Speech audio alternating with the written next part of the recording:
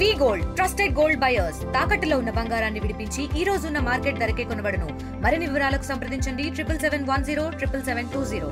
నందికొట్కూరులో సంచలనంగా మారింది. నవజాత శిశువుని ప్రభుత్వ జనరల్ హాస్పిటల్లో వదిలిపెట్టిపోవడం పైన పెద్ద చర్చ జరుగుతుంది. ఇప్పటికే 3 పిల్లల్ని అమ్మకాలు పిల్లలు పుట్టిన తర్వాత అమ్మేస్తున్నారనేటువంటి వదంతులు వస్తున్నాయి. దాని మీద కూడా పూర్తి స్థాయిలో జిల్లా అధికార యంత్రాంగం రంగంలో దిగారు. విచారణ చేస్తున్నటువంటి పరిస్థితి ఉంది. మనతో మాట్లాడడానికి మహిళా శిశు సంక్షేమ శాఖ అధికారిని ఉన్నారు. మేడం చెప్పండి, ఇవాళ నందికొట్కూరు ఇష్యూని ఎలా చూడాలి? నందికొట్కూరు ఇష్యూని చెప్పాలి అని అంటే, తను ఆల్రెడీ పెళ్ళి అయ్యి భర్త వదిలేశాడు అని అంటున్నారు. అక్కడ ఉన్నటువంటి వాళ్ళ తల్లిని అడిగినప్పుడు చెప్పిన అంటే తను ఇచ్చినటువంటి జవాబును బట్టి మనం ఏమి అనుకోవచ్చు అంటే, వాళ్ళ ఆర్థిక స్థితి లేక తను భర్త వదిలేసి వెళ్ళిపోయినాడు. ఈ అమ్మాయి కూడా కనేసి తనను పెంచే స్తోమత లేక, అదియు కాక ఆడ శిశువు అయినందున వదిలి వెళ్ళడం అనేటువంటిది మా దృష్టికి వచ్చింది.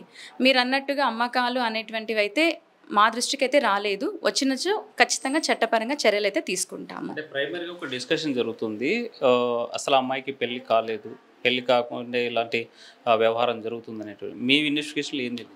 మా ఇన్వెస్టిగేషన్లో వచ్చేసి మేము ఆల్రెడీ వాళ్ళ అమ్మగారితో మాట్లాడాం, వెంకటలక్ష్మి అమ్మగారు.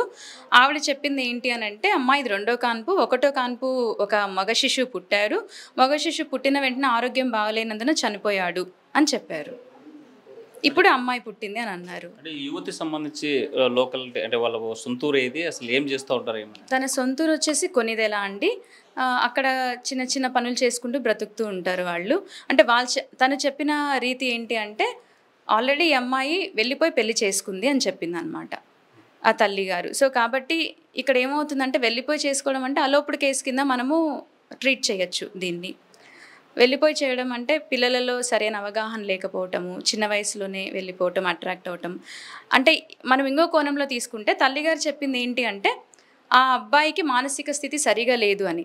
అంటే ఇక్కడ మనకు కాంట్రవర్షియల్గా తీసుకోవాల్సింది అసలు పెళ్ళి అయిందా లేదా అనేటువంటిది ఒక ఇష్యూలో ఉంది. సో మేము కొనిదేల గ్రామానికి వెళ్ళి ఖచ్చితంగా ఇన్వెస్టిగేషన్ చేసి నిజాలు ఏంటి అనేటువంటివి మేము పై అధికారులకు అందిస్తాం. అంటే గ్రామంలో ఎవరు గర్భం దాల్చిన తప్పనిసరిగా లోకల్గా ఆశా వర్కర్స్ సంబంధించినట్టు దీని మీద ఎంటర్ అవుతుంది. అలాంటి ఎంట్రెస్ ఏమైనా జరిగాయి?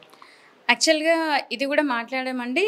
అయితే ఫస్ట్ ప్రెగ్నెన్సీలోనే ఏఎన్ఎం మరియు ఆశాలకు ఈ యొక్క కుటుంబం వాళ్ళు బెదిరించడం జరిగింది అంట. మీరు మా ఇండ్లకు వచ్చినా, మాకు ఏదైనా మందులు కానీ ఏమైనా ట్రీట్మెంట్ ఇవ్వాలనుకున్నా కానీ మేము రాము, మేము ఇలానే ఉండి ఇంట్లోనే కంటాం అనేటువంటి బెదిరింపులు వచ్చాయని అయితే వాళ్ళు చెప్పడం జరిగింది. అంటే హాస్పిటల్ సిబ్బంది చెప్పారు.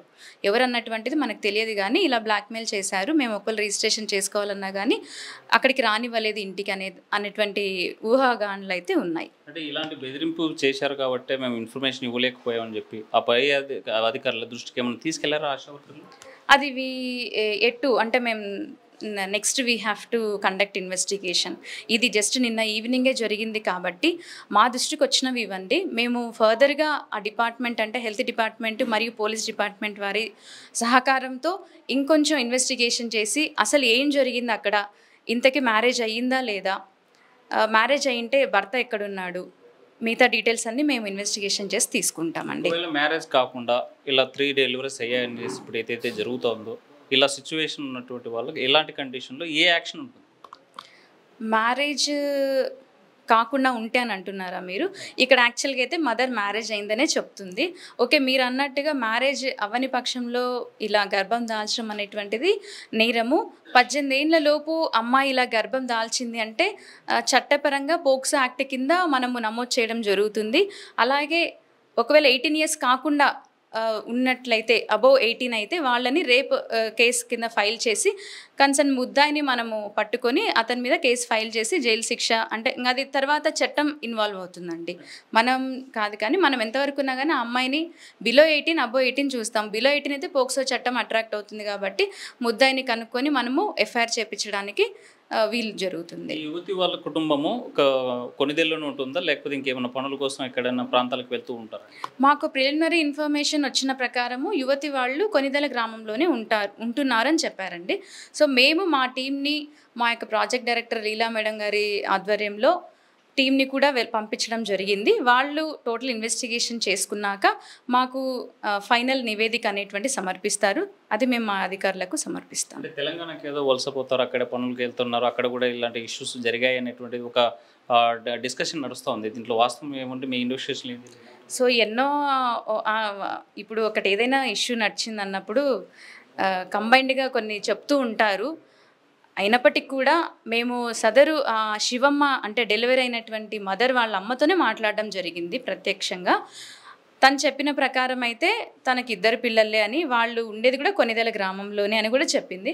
ఇది ఎంత మాత్రం వాస్తవము అనేటువంటిది ఆ గ్రామానికి వెళ్తేనే మాకు తెలుస్తుంది.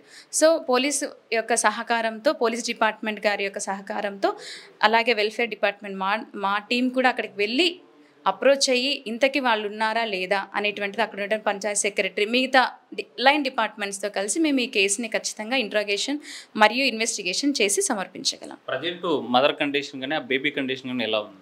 ప్రజెంట్ మదర్ కండిషన్ వచ్చేసి యాక్చువల్గా చెప్పాలి అంటే తనకి ఇది 2వ కాన్పు అని మనకు చెప్తున్నారు వాళ్ళ తల్లిగారు. అండ్ రెండో కాన్పు అయిన అంటే నిన్ననే తను అయ్యింది. అండ్ ఇంకోటి ఇంటి దగ్గర అయిందని కూడా వినిపిస్తున్నాయి వార్తలు. తనకు హెచ్బి వచ్చేసి ఓన్లీ 4 grams ఉంది అని అన్నారు. హాస్పిటల్ వారి యొక్క ఇన్ఫర్మేషన్ ప్రకారము తన యొక్క హెచ్బి తక్కువ ఉన్నందువల్ల గవర్నమెంట్ హాస్పిటల్ కర్నూలుకి పంపించడం జరుగుతుంది, రెఫర్ చేస్తున్నామని అయితే చెప్పారు. ఇప్పుడు నిలకడగా ఉన్నట్లే ప్రస్తుతానికి. బట్ ఆ హెచ్బి అనేది తగ్గిందంటే తను మళ్ళీ మెటర్నల్ డెత్గా అయ్యేటువంటి లేదంటే షాక్కి గురయ్యేటువంటి అవకాశాలు ఉండొచ్చు. అదేవిధంగా పాప గురించి ఆలోచించినట్లయితే పాప నిన్న అంబులెన్స్లో నియోనేటల్ అంబులెన్స్ దాంట్లో తీసుకొచ్చారు. పాప పరిస్థితి ప్రస్తుతానికి స్థిమితంగానే ఉందని చెప్పారు. 48 గంటలు అబ్జర్వేషన్లో పెట్టిన తర్వాతనే ఏదైనా చెప్పగలమని మన జీజీహెచ్ నంద్యాల పీడియాట్రిషియన్ డాక్టర్స్ చెప్పారు.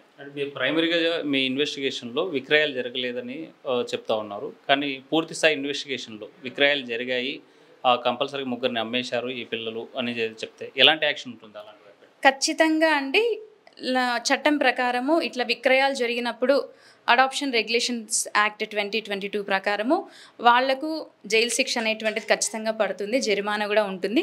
ఫస్ట్ మేము ఇన్వెస్టిగేషన్ అయితే చేస్తామండి. మీరు అన్నట్టుగా we'll investigate then will come to know whether ఈ యొక్క విక్రయాలు జరుగుతున్నాయా లేదా అనేటువంటిది మేము కంక్లూజన్కి వచ్చిన తర్వాత ఖచ్చితంగా చట్టపరంగా చర్యలు అయితే తీసుకుంటాం. ఫైనల్గా ఈ టోటల్ ఇష్యూ పైన ఎన్ని రోజుల్లో కంప్లీట్ చేస్తారో, నివేదిక ఎప్పుడు ఇవ్వబోతుంది? ఒక నెక్స్ట్ వీక్ అంతా మేము ఈ నివేదిక సమర్పించేస్తామండి. ఫైనల్గా total condition of the mother, psychological status, అలాగే ఎకనామికల్ స్టేటస్ అంతా వాళ్ళ ఊరికి వెళ్ళేసి మొత్తం మేము ఇన్వెస్టిగేషన్ చేసి ఫుల్ నివేదికని నెక్స్ట్ వీక్లో సమర్పించబోతున్నాం.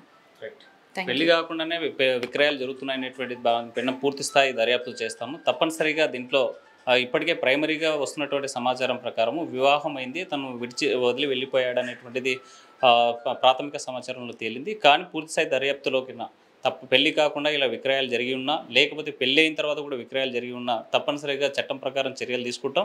కొన్నవారు కానీ అమ్మినవారు కానీ ఇద్దరూ శిక్షార్హులే అవుతారని చెప్పి ఐసిడిఎస్ అధికారులు చెప్పేటువంటి పరిస్థితి. విడుదల చంద్రశేఖర్తో హుస్సేన్ ఆర్టీవీ, కర్నూలు. నమస్కారం అండి, నా పేరు డాక్టర్ జకీ అక్సాని.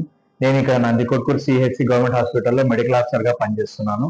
నిన్న జరిగిన ఘటన ప్రకారం ఏమనగా, గుర్తు తెలియని ఒక తల్లి వచ్చి తన బిడ్డని అంటే ఆడ శిశువుని ఇక్కడ వదిలేసి వెళ్ళిపోయింది.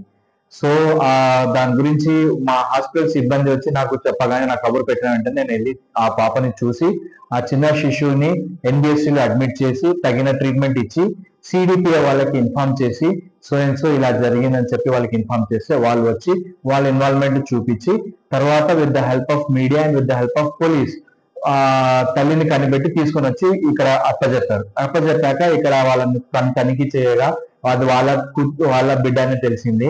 దాని తర్వాత ఎందుకు ఇలా చేశారంటే వాళ్ళ దగ్గర మాట లేక, సో మనకి పాప ప్రాణం ముఖ్యం కాబట్టి ఆమెకి తగిన ట్రీట్మెంట్ ఇచ్చి సిడిపిఏ వాళ్ళకి అప్పచెప్పి ఇలా ఉంది పాప పరిస్థితికి నెక్స్ట్ ఇలా ట్రీట్మెంట్ చేయాలని చెప్పి వాళ్ళకి అప్పచెప్పాక నంద్యాల ప్రభుత్వ ఆసుపత్రికి తరలించడం జరిగింది.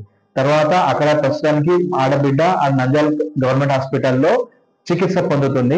ఫర్దర్ గా ఇంకా ఏమన్నా ఇన్ఫర్మేషన్ దొరికి మీకు ఇన్ఫార్మ్ చేస్తామని వాళ్ళు అక్కడి నుంచి చెప్పడం జరిగింది. Thank you. వాళ్ళ సొంతూరు పగిడాల దగ్గర గూడు అని చెప్పి చెప్పారు వాళ్ళు లేడీస్ అయితే. అలా తల్లి వాళ్ళు సంబంధించిన వాళ్ళు వచ్చిన వాళ్ళు పగిడాల దగ్గర ఊరు అని చెప్పి చెప్పారు.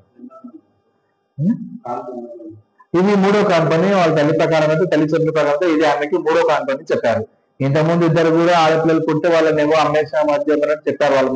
మాకైతే వాళ్ళు చెప్పడం అయితే ఇలా చెప్పారు.